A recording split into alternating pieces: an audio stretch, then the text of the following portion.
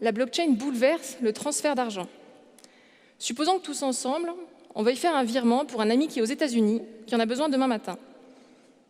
On sait tous déjà comment ça va se passer. Déjà, on est vendredi soir, donc l'agence sera fermée.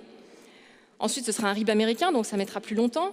Bref, c'est quasiment impossible avec une banque classique. Ça mettra des jours. Et en plus, il y aura des frais de transfert assez importants.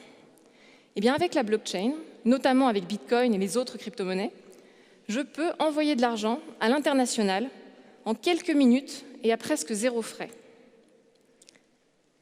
Mais la monnaie, c'est qu'une application de la blockchain.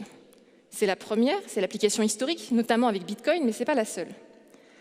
Parce que si on arrive à créer la confiance entre des individus pour s'échanger de la monnaie, on arrive à créer la confiance également sur d'autres éléments.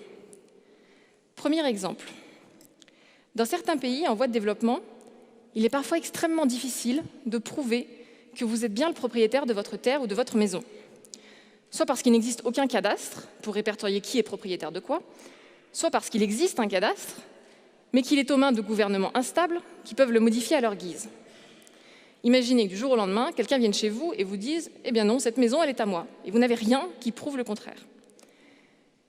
Eh bien, au Ghana, il existe une ONG qui s'appelle Bitland et qui a créé un registre décentralisé fonctionnant sur blockchain et permettant de certifier l'existence de titres de propriété. Et comme ce registre est distribué, eh bien, personne ne peut décider unilatéralement de le modifier. Donc, grâce à la blockchain, on va permettre à des individus de prouver de manière plus efficace qu'ils sont bien les propriétaires de leurs terres. Deuxième exemple, l'industrie de la musique. Si vous êtes un artiste, vous créez une chanson, vous voulez la vendre sur une plateforme de téléchargement ou de streaming, en général, vous payez une commission assez élevée, de l'ordre de 20 à 30%, et un abonnement annuel. Mais surtout, votre rémunération intervient en bout de chaîne. C'est-à-dire que la plateforme va d'abord percevoir l'ensemble des revenus avant d'en redistribuer une partie. Et vous serez le dernier à être payé. Eh bien, avec la blockchain, on pourrait permettre aux artistes de gérer leurs droits en temps réel et d'être rémunérés automatiquement dès lors qu'une œuvre a été consommée.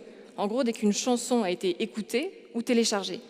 Et donc, ça permettrait aux artistes de reprendre le contrôle sur leurs œuvres. Alors bien sûr, il existe des applications dans presque tous les secteurs. On pourrait, avec la blockchain, créer des communautés locales, d'échanges d'électricité pair à pair. C'est par exemple ce qui est en train d'être expérimenté pas très loin d'ici à Confluence. On pourrait, avec la